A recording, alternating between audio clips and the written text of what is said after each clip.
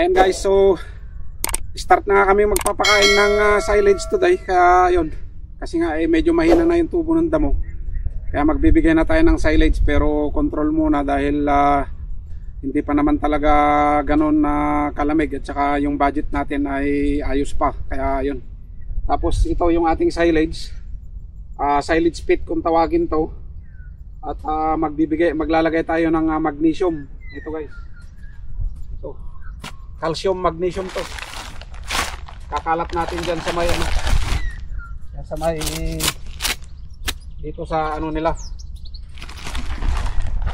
Yan lang. Parang pang ano lang to, patikimin lang natin sila.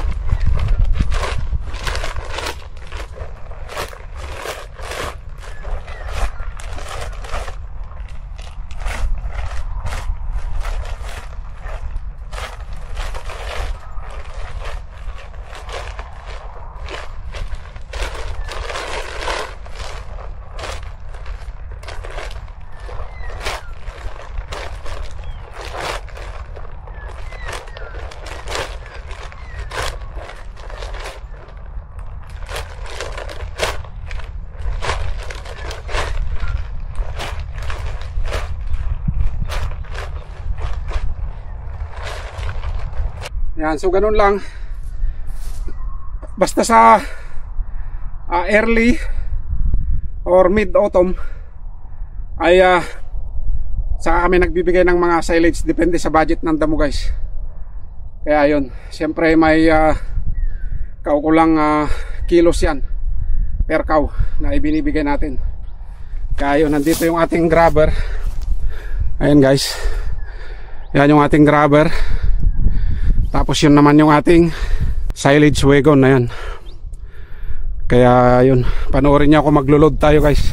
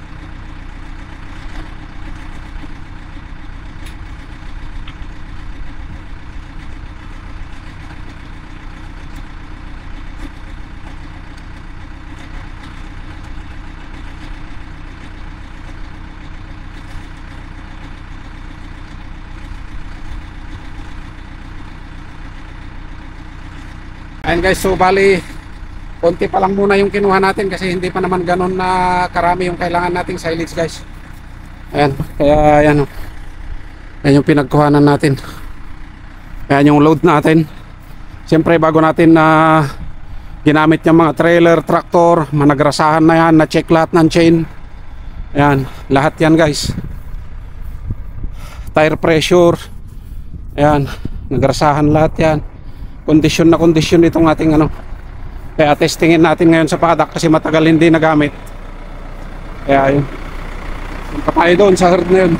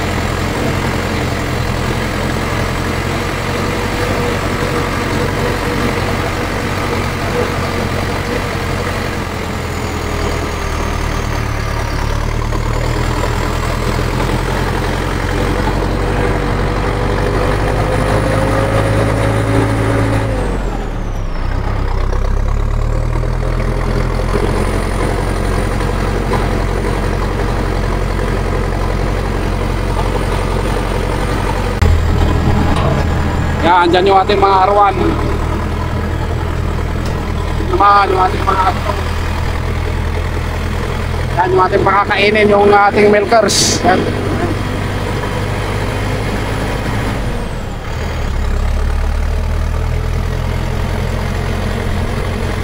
Pagka nagpapakain, laging nakaangat yung boom. Siyempre para hindi makadisgrasya at saka para kitang kita mo talaga yung mga baka tsaka yung dinadaanan mo.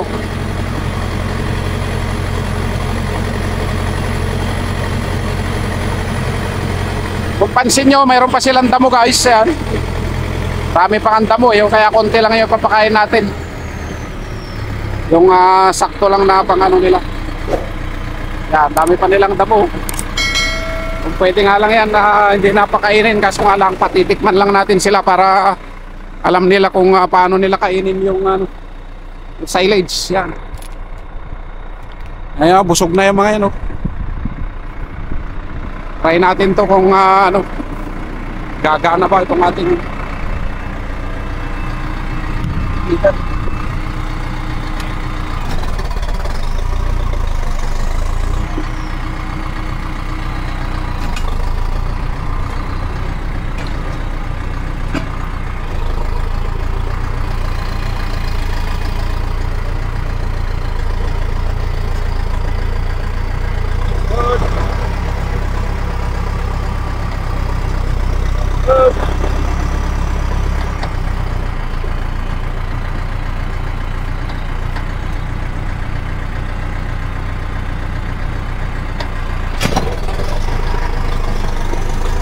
Good.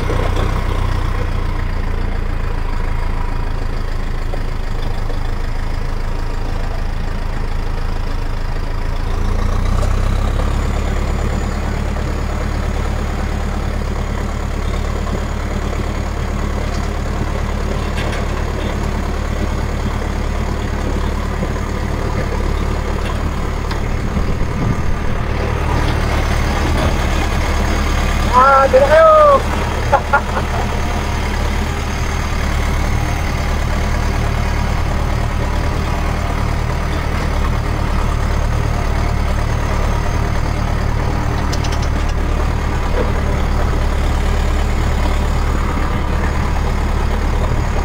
Sa fence line tayo nagbibigay guys.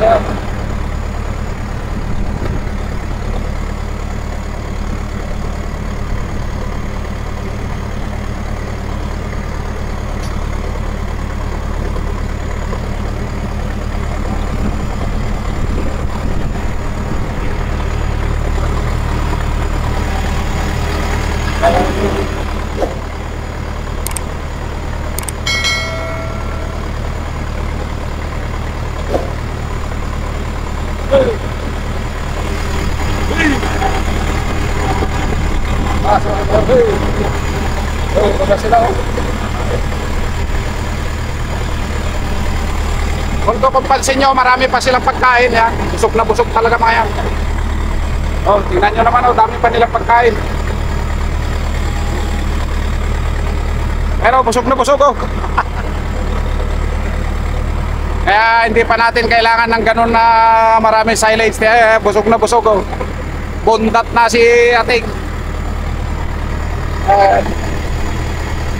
Kakain pa yung mga yan kasi gustong gusto nila yung silage kasi mabangaw.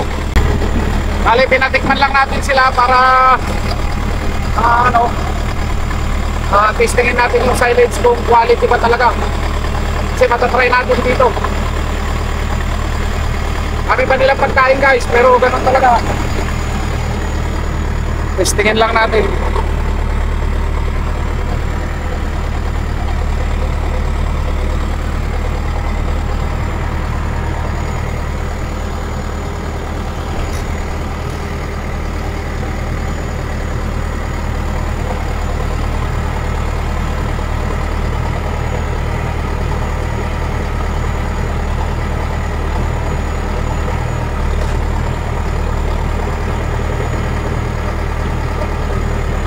Ganda nilang tingnan no?